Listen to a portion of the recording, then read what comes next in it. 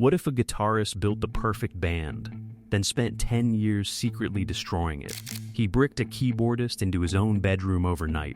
He wore down 14 drummers with a punishing, unbroken 45-minute test. He believed a demon haunted his sessions. He locked a singer in over a haircut.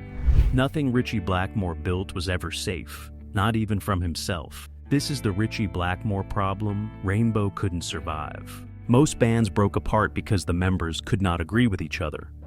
Rainbow broke apart because only one opinion in the room ever mattered. Nearly 20 different musicians passed through the band during its decade of active existence. Drummers came and went. Bass players came and went. Keyboard players lasted an album, sometimes less. Even the singers who helped define the band's entire sound eventually walked out the door. Every single time Rainbow reached a genuine creative peak, the lineup responsible for it vanished almost overnight.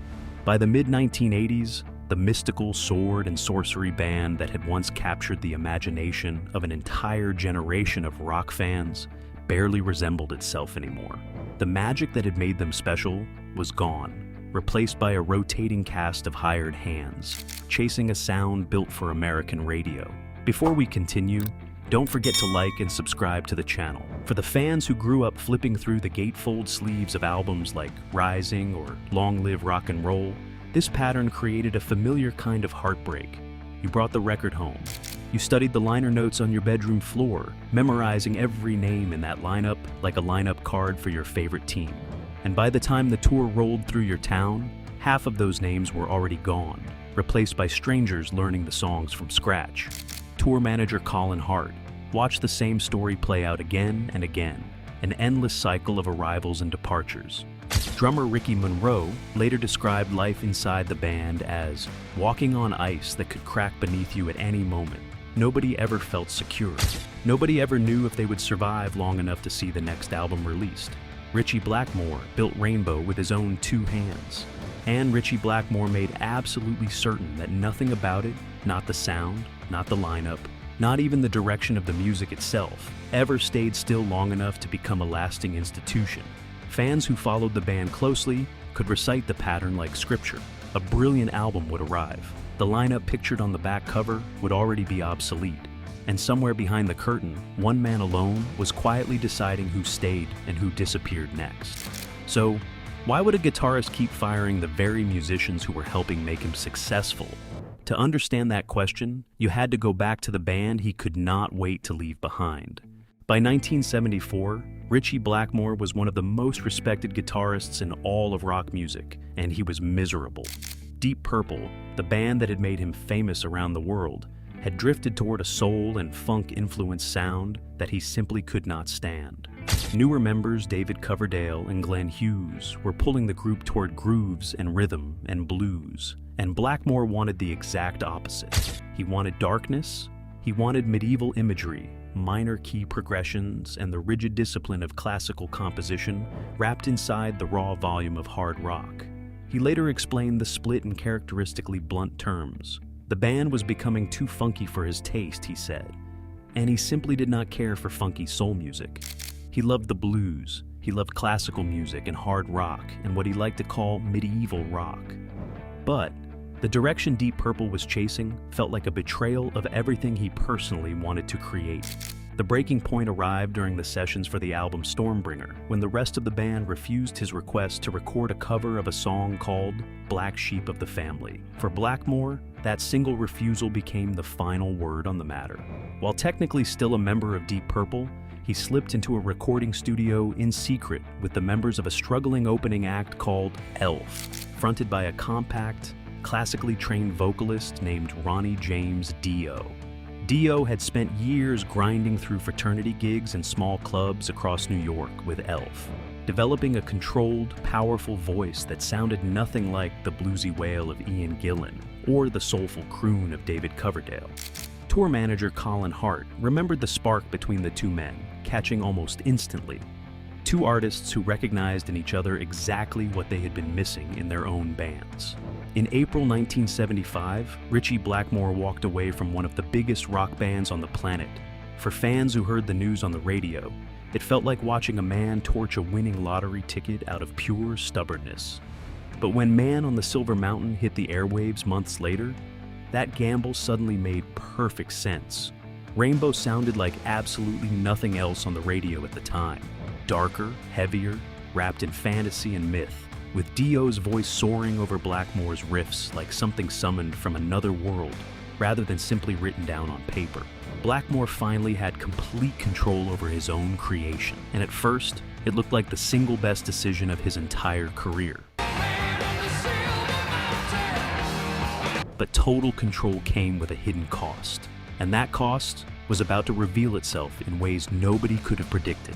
The warning signs appeared almost immediately. Before Rainbow's debut album had even finished, Blackmore dismissed the rhythm section he had borrowed from Elf. He wanted a harder, more aggressive sound behind him, and he assembled an entirely new lineup around bass player Jimmy Bain, keyboardist Tony Carey, and a ferocious young drummer named Cozy Powell. Finding Powell alone revealed just how demanding Blackmore had become.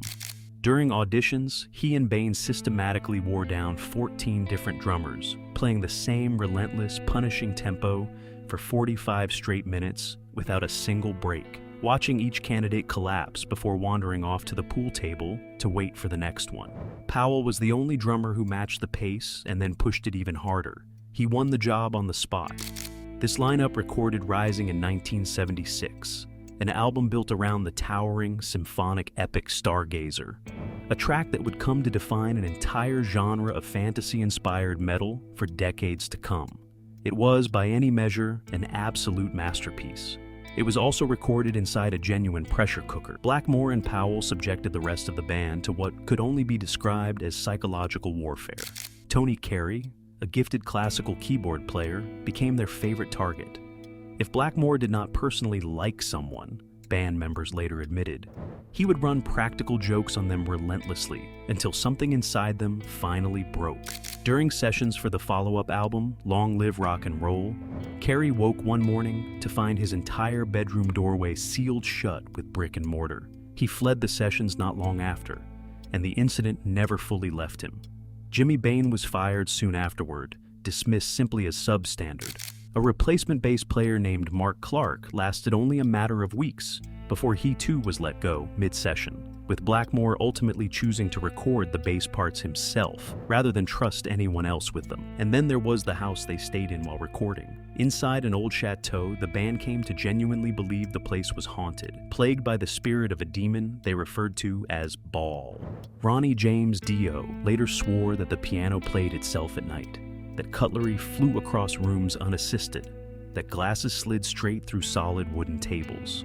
The strangeness reportedly turned physical when Dio's own wife, Wendy, was pushed down a stone staircase by something nobody in the room could see. The band was rattled enough by the experience to print the words, "No thanks to Baal," directly in the album's liner credits. A strange little footnote that turned a rock record into a piece of genuine Gothic folklore. The same perfectionism that made Rainbow sound like nothing else on Earth also made it nearly impossible for anyone to survive working inside it. Nobody was ever quite good enough. Not the drummers, not the bassists, not even soon enough the singer who had helped build the entire vision from the very beginning. By 1978, the partnership that had made Rainbow so special was starting to crack under the weight of ambition. Blackmore had grown obsessed with breaking into the massive American FM radio market, and he wanted the band to move away from swords, sorcery, and minor key mysticism towards something simpler and far more commercial. He openly cited the polished pop sensibility of a group like ABBA as an influence he now wanted to chase. Ronnie James Dio refused outright. He had built his identity, and much of Rainbow's identity along with it, around fantasy-driven lyrics and a heavier, uncompromising sound. And he was not willing to trade any of that away for radio-friendly hooks. The disagreement was not a passing argument that would blow over. It hardened into a wall between the two men. Blackmore began quietly shutting Dio out of the writing sessions for the next record, and the singer who had once matched him, note for note, found himself with nothing left to contribute. So Dio walked away for good. He would go on to join Black Sabbath and later lead his own band, cementing his place as one of the greatest voices in the history of heavy metal. But at the time, his departure gutted Rainbow of the very identity that had made it feel extraordinary in the first place. Rather than searching for another singer cut from Dio's mold, Blackmore went in the exact opposite direction. He hired Graham Bonnet, a clean-cut vocalist with a background in pop music and absolutely none in hard rock. Bonnet later admitted he knew immediately he did not fit the part. Looking over photographs of the band before he even joined, he told his manager that he had short hair and wore suits and ties, and that he simply did not look like he belonged in that genre at all. The clash between old and new came to a head on tour. Furious that Bonnet refused to grow his hair out, Blackmore stationed a security guard outside his dressing room, specifically to keep him from leaving the venue. Bonnet climbed out through a back window anyway, caught a taxi to a local barber, and came back with an even shorter haircut than before. When he walked onto the stage that night, Blackmore was so angry that he spent the entire show hidden behind his own amplifier stacks, refusing to even face the crowd he was supposedly performing for. Despite the tension, the pairing produced Since You've Been Gone, one of the biggest and most enduring hits of Rainbow's entire career. Rainbow was finally getting bigger than it had ever been. But it no longer sounded like the band that fans had originally fallen in love with, and Blackmore still was not satisfied with where things stood. Since you've been gone, since you've been gone. The unraveling reached its breaking point on August 16, 1980, at the Donington Festival. Drummer Cozy Powell resigned that very day over the band's increasingly commercial direction, and hours earlier, a pyrotechnic accident during his own sound check had destroyed 18,000 pounds worth of the venue's sound equipment. Bonnet delivered an anxious, erratic headlining performance that night in front of thousands of fans. Both men left the band for good before the tour bus had even pulled away from the venue. After the chaos of Bonnet and Powell's exit, Blackmore rebuilt Rainbow once again, this time around a new vocalist named Jo Lynn Turner, and steered the band toward a polished, radio-ready sound built specifically for American arenas. The new lineup delivered genuine hits like Stone Cold and Street of Dreams, and for a while, the strategy actually worked. Rainbow was more commercially successful than it had ever been in its entire history. But the instability never actually stopped. Turner recalled receiving the call to join the band from Blackmore's own assistant, and initially assuming it was some kind of prank. After a single audition in a Long Island recording studio, he was hired almost immediately and checked into a hotel to begin writing new songs. The hazing began just as quickly as the songwriting did. Turner came back to his hotel room after his very first show to find Blackmore and the road crew throwing all of his furniture out the window. When he complained loudly about the damage, the hotel manager simply laughed, explaining that Blackmore had already paid for everything in advance, as if the destruction had been part of the plan the entire time. Even genuine success brought new headaches. The music video for Street of Dreams, directed by an acclaimed design team responsible for some of rock's most iconic album covers, depicted a psychiatrist locking a woman in a closet and hypnotizing her boyfriend. Public protests followed almost immediately, and by 1983, the video had been pulled from broadcast entirely. Turner later admitted the band had barely any time to make the thing in the first place, and that he had never even seen the finished video himself until it aired publicly on television.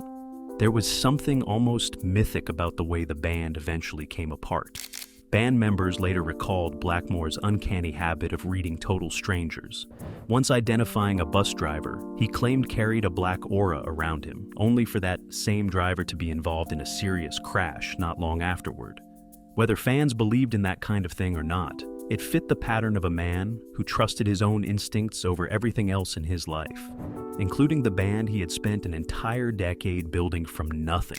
Rainbow did not collapse in one single dramatic explosion. It simply ran out of gas. Blackmore, weary of chasing commercial success that no longer excited him, reached out to his old Deep Purple bandmate John Lord in April of 1984. Within 2 short weeks, a reunion of the classic Deep Purple lineup was publicly announced, and Rainbow was quietly disbanded without much fanfare at all. For the musicians who had passed through the band by this point, the ending felt almost inevitable. Nobody had ever truly been safe. Every new album meant another reset, another unfamiliar face learning the songs from scratch, another round of chemistry that never had enough time to properly form. Rainbow did not run out of talent. It ran out of Ritchie Blackmore's patience. Rainbow did not die because it failed. It died because Ritchie Blackmore had already found something else entirely to chase. Blackmore and bassist Roger Glover soon returned to Deep Purple to record Perfect Strangers, a reunion that became an enormous commercial success almost overnight. Glover later admitted just how financially strained he had actually been before that reunion, recalling that he celebrated signing the new contract by putting down a modest £2 deposit on a Spanish guitar. For a band that had just walked away from Rainbow at the absolute peak of its commercial power, the truth behind the reunion was far less glamorous than the headlines suggested at the time. The musicians Blackmore had discovered, fought with, and eventually discarded went on to shape the sound of hard rock for the next 2 decades of music history. Ronnie James Dio became one of the defining voices in all of heavy metal, first with Black Sabbath, and later leading a celebrated band under his own name. Cozy Powell, Jimmy Bain, and keyboardist Don Airey all went on to play pivotal roles on landmark albums by Whitesnake, Black Sabbath, and Ozzy Osbourne. Rainbow had not simply been a band. It had been a breeding ground for some of the greatest talent that rock and roll ever produced in a single decade. When Ronnie James Dio passed away in May of 2010, the rock world finally seemed to grasp completely what those first 2 albums together had truly meant. In a rare and reflective moment, Blackmore openly praised Dio's talent and songwriting ability, acknowledging the voice that had defined Rainbow's legacy long after their bitter falling out. Dio's final resting place in Hollywood Hills bears an inscription that reads simply, "Man on the Silver Mountain," a quiet and permanent tribute to the brief, turbulent partnership that created something neither man ever fully replicated again. Ritchie Blackmore's perfectionism gave the world Rainbow. But perfection was never something a person could hold on to for very long. And in his endless search for the next great version of the band, he never once allowed the greatest version of it to last long enough to become everything it always deserved to be. Rainbow was never meant to last, because the man who built it could never stop rebuilding it. Blackmore's perfectionism produced some of hard rock's most enduring music, and it also guaranteed that no lineup, however brilliant, stayed safe for long. The musicians scattered, the legends grew, and the songs outlived every version of the band.